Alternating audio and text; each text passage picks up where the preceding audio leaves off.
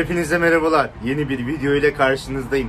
Umarım iyisinizdir. Şu son zamanlarda aşırı öğrenci akınına uğradım. Herhalde şu an üniversite sınavları bitti ve tercih dönemi başladı. Yurt dışında okumak isteyen öğrenciler bana aşırı ulaşmaya başladı. Ben de onun için acilen bu videoyu çekiyorum. Büyük ihtimal yarın Perşembe günü sabahleyin yayında olacak. Videomuza başlayacağız. Bu videomuzda size nelerden bahsedeceğim, ondan bahsedeyim biraz. Üniversite başvuruların ne zaman yapıldığı, hangi bölüm seçmelisiniz, başvuru kriterleri, yani başvuruda kabul alabilmeniz için neler gerekli, ne gibi başarılarınızın olması lazım, ne gibi belgeler lazım, hata yanlışlıklardan bahsedeceğim, neleri doğru yapmalısınız, nerelere dikkat etmelisiniz, hangi bölüm seçebilirsiniz, hangi dilde okuyabilirsiniz, buraya geldiniz İngilizce bilmiyorsunuz, nasıl yapacaksınız, onlardan bahsedeceğim. Danışmana ihtiyaç var mı yok mu, onlardan da bahsedeceğim. Nasıl başvurulur, biraz pratikte, teoride nasıl başvurulduğunu anlatacağım size. Göreceksiniz aslında ne kadar kolay olduğunu. Ve şansınızı arttırmak için biraz sizlere tipler vereceğim. Videomuza başlamadan önce burada sosyal medya hesaplarımı göreceksiniz. Hala takip etmiyorsanız takip etmeyi, yorum yapmayı unutmayın. Bildirim butonuna basın ki yeni videolar paylaştığımda size bildirimler gelsin. İsterseniz başlayalım.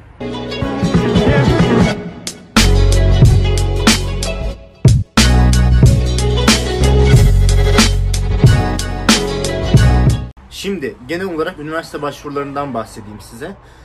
Türkiye'nin aksine normalde Türkiye'de birinci dönem genellikle okullar başlar Eylül ayında. Ama burada normalde okuldan okula ve bölümden bölüme değişmekle birlikte başvurular okullar ya birinci dönem ya da ikinci dönem başlayabilir. Bu sizin seçtiğiniz okula ve bölüme bağlı olarak değişir. Onun için okulu seçtiyseniz fakültenin web sitesinde %100 başvuruların ne zaman açılacağı ve okulun ne zaman başlayacağı denilir. Genellikle ortalama başvurular, eğer birinci dönem gelecekseniz başvurular Mart gibi falan açılır. Nisan, Mayıs sonu gibi kapanır. Onu dikkat edin çünkü başvuru dönemleri çok önemli. Birçok kişi yazıyordu bana zamanında. Özellikle geçen sene. Onun için dikkat edin ve gecikmeyin. Öyle olabiliyor ki bir yıl beklemek zorunda kalabiliyorsunuz. Eğer bölümünüz ikinci dönem başlıyorsa, ikinci dönemde Şubat ayı oluyor. Ortalama Kasım'ın sonunda başvurular sonlanıyor.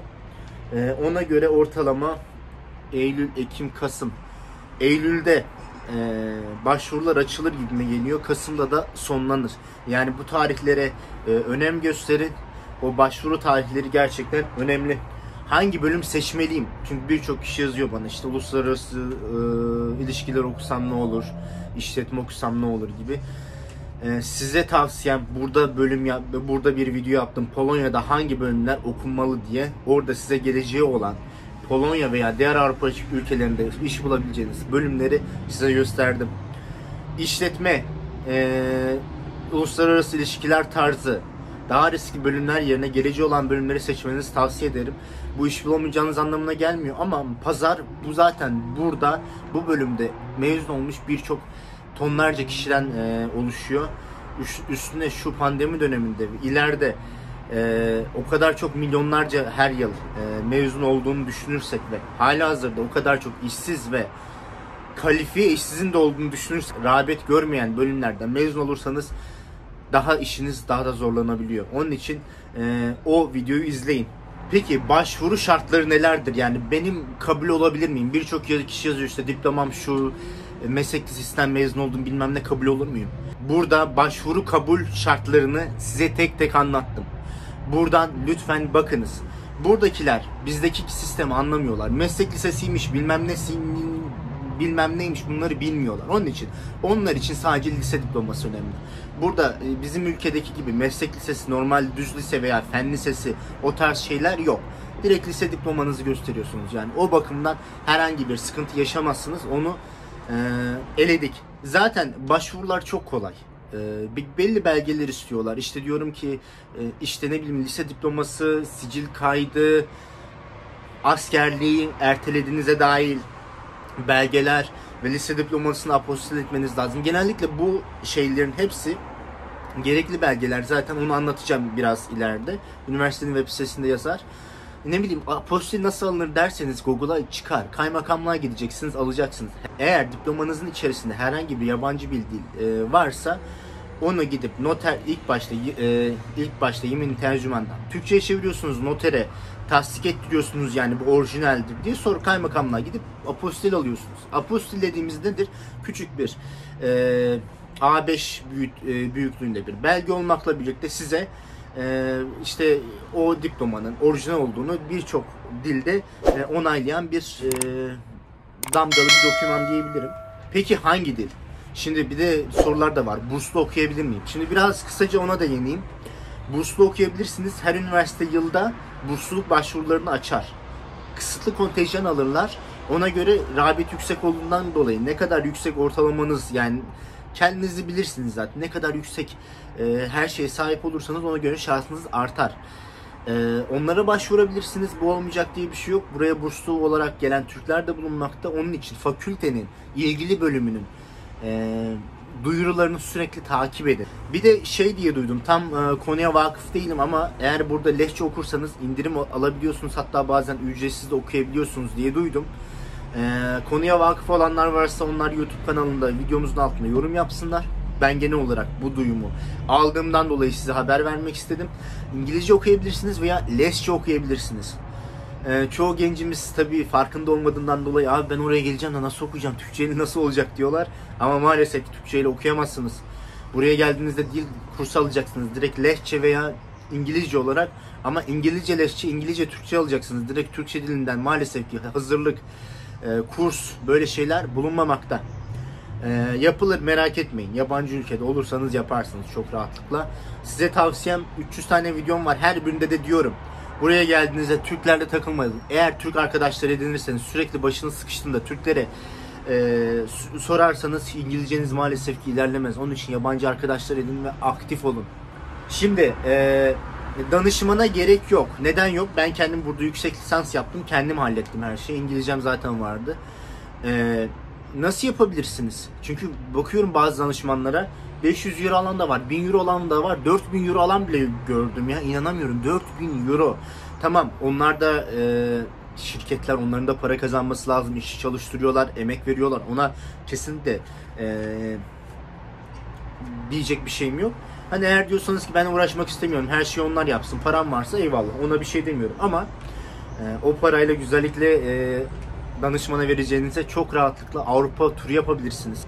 Nasıl yapılıyor, nasıl yapacağım, İngilizcem yok diyorsunuz. İngilizce bilen birinden, yakınınızdan yardım isteyin. Ya da Google Chrome var. Google Chrome'da açtığınız tüm bu browser, yani internet tarayıcısı, oraya herhangi bir web siteyi Türkçe diline çevirebiliyorsunuz sağ tarafta.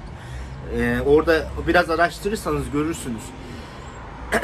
Çok rahatlıkla yapabilirsiniz ve hiç danışmana aslında ihtiyaç yok. Şimdi okul başvurularına geleceğim. Ondan bahsedeceğim. Orada da anlatınca biraz aklınıza yatacak zaten.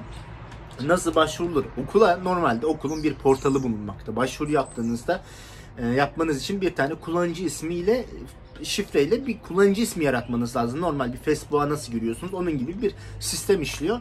Oraya yeni kullanıcı ismi, işte ne bileyim kullanıcı ismi, işte e-mail, şifreyi sonra kayıt ol diyorsunuz. Sonra size bir girişim izni veriyorlar. Ondan sonra orada diyor işte tüm bilgiler bulunmakta, ne belgeler gerekiyor, başvuru nasıl yapılır, başvuru sekmeleri bulunmakta. Oraya yaptığınızda diyor ki şu belgeler var, lütfen buraya yükle. Yani siz ne yapıyorsunuz? Topladığınız tüm belgeleri tarayıcıdan bilgisayara aktarıyorsunuz, scanner'dan, ve onları PDF olarak ya da gerekli formatta, Word ya da fark etmez, oraya yüklüyorsunuz. O tüm dosyaları yükledikten sonra zaten tik veriyor size. Sonra kayıt oluyorsunuz, başvuru yapıyorsunuz, başvuru oluyorsunuz. Yani cidden çok kolay. Tek tek belgeleri oradan İngilizceden Türkçe'ye çevirebilirsiniz. İnternetten araştırabilirsiniz. Kendiniz yapabilirsiniz. Yani zaten direkt eskisi gibi bir e-mail ile karşılıklı bir yaptığınız bir şey yok. Neden? Ben 2014 yılında okula başvurduğumda her şey e-mail üzerindendi.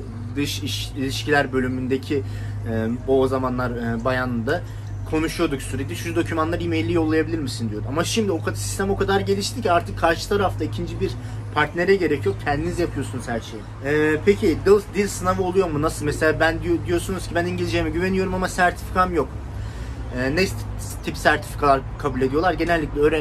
Genellikle okulların %99'u TOEFL, IELTS gibi uluslararası geçerliliğe sahip olan o standartlarda sertifikalar isterler. Ama diyorsunuz ki benim İngilizcem var ama o sertifikalar yok. Nasıl yapabilirim? Üniversiteler size bazen Skype'la mülakat yapabiliyor. Sizi sınava sokabiliyor. İngilizcenizi deneyebiliyor. Eğer görüyor ki İngilizceniz iyiyse size direkt hazırlık okutmadan okula başlıyor. Ama yalnız şunu diyeyim. Normal İngilizce ile üniversitede okuyacağınız İngilizce çok farklı. Teknik İngilizce okuyacaksınız. Yani tüm öğreneceğiniz teknik terimler, her şey İngilizce olacağından dolayı çok iyi bilen, İngilizce bilen biri buraya geldiğinde, derslere girdiğinde bazen afallayabiliyor. Onun için size tavsiyem kesinlikle, eğer hani güvenmiyorsanız, ben en azından bir yılda hazırlık okuyayım, biraz etrafı görüyorum, ortama alışayım diyorsanız hazırlık okumanızda fayda var. Ama benim çok fazla param yok, ben zaman da kaybetmek, yılla kaybetmek istemiyorum diyorsanız, İngilizcenizde güveniyorsanız, hele mülakatla geçtiyseniz direkt okula başlayabilirsiniz tabii ki de. Benim burada hazırlıkla ilgili yaptığım oynatma listesi var. Orada okulla ilgili, başvurularla ilgili, hazırlıkla ilgili, bulabileceğiniz işlerle ilgili her şeyi bulabilirsiniz. İsterseniz bakabilirsiniz. Size tavsiyem şöyle bir şey var. Siz bir okula başvurduğunuzda 200 euro ortalama bir başvuru ücreti alınır diye biliyorum. Yani benim zamanımda öyleydi belki. Ama gene alınıyor. Ama yalnız reddedildiğinizde bu başvuru ücreti geri ödenmiyor. Onun için emin olun, ona göre başvuru yapın. Şansınızı arttırmak mı istiyorsunuz? Ona göre birden fazla okula başvurabilirsiniz. Ona göre atıyorum 2-3 okula başvurdunuz, hepsinden kabul aldınız. Ona göre en iyi seçeneği seçip onu kabul edersiniz. Hani en azından şansınızı garanti edersiniz ama o başvuru ücreti yanacaktır. Hani öyle bir size bir tip verebilirim.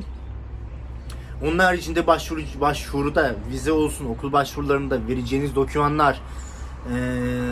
dokümanları, başvuru formunu doğru doldurduğunuza emin olun. Çünkü o doldurduğunuz dokümanlar, gönderdiğiniz dokümanlar geçerli olması lazım. Kaybetmemeniz lazım. Orijinalini tutmanız lazım. Çünkü o yüklediğiniz dokümanların orijinalini siz getireceksiniz, okula vereceksiniz sonra. Ayrıca o verdiğiniz dokümanlarla size davetiye, yani vize için davetiye hazırlayacaklarından dolayı çok iyi yazın ki size gelen davetiyedeki bilgilerle sizdeki bilgiler uyuşsun. Yoksa mesela pasaport bilgisini yazdınız ya da küçük bir hata yaptınız, reddedilebilir. Diyecek ki bu şu kişiye, şu isimli, şu doğum tarihli, şu kişiye belgeyi yolladık, işte davetiye geldi, lütfen git vizeye başvur. Vizeye başvuruyorsunuz, siz de ibraz ediyorsunuz kendi dokümanlarınızı. Uyuşmazlık görürlerse çok fena olur. Onun için kesinlikle 10 kere kontrol edip sizin dokümanları doldurmanız lazım.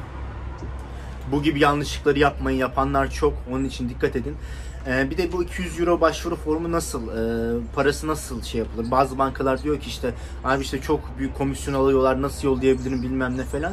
Size tavsiyem benim yaptığım yöntem. Bilmiyorum, şu an internetten belki de bulabilirsiniz ücretlerini, transfer ücretlerini, ama çok rahatlıkla banka dolaşarak dersiniz ki ben şu ülkeye 200 euro yollamak istiyorum mesela. Ne kadar ücret tutacak derseniz oradaki veznedeki her kişi size bir ücret verir. Ona göre bankalara gidersiniz. Ne bileyim, A bankası, B bankası, karşılaştırma yaparsınız. Ona göre en ucuz yöntemle siz o bankaya parayı yatırabilirsiniz. Videomuz böyleydi. Umarım hani tüm alanlara değinmeye çalıştım. Dediğim gibi bazı konulara değinmedim çünkü onlarla ilgili videolarım bulunmakta. Onun için videolarımı da kontrol edin. Çok teşekkür ediyorum. Umarım beğenmişsinizdir. En büyük desteği bu videoyu beğenerek ve daha çok kişiye ulaşmasını sağlayarak yapabilirsiniz. Onun için videoya yorum yapmanızı bekliyorum. Sorularınızı alayım. Lütfen yorum kısmına yazın. Onun haricinde videoyu beğenip paylaşabilirseniz çok güzel olur. Ayrıca bildirim butonuna basın ki yeni videolar paylaştığımda size bildirimler gelsin. Çok teşekkürler. Sonraki videolarda görüşürüz. Hoşça kalın.